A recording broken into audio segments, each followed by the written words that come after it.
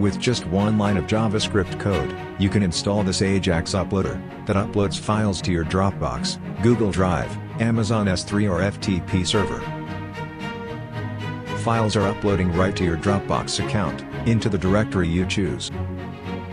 If you have installed the Dropbox application, you can access files directly from your personal computer.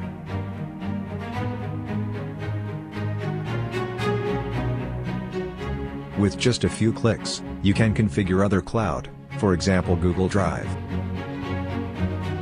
You can easily set settings like the maximum file size, allowed file extensions and many more.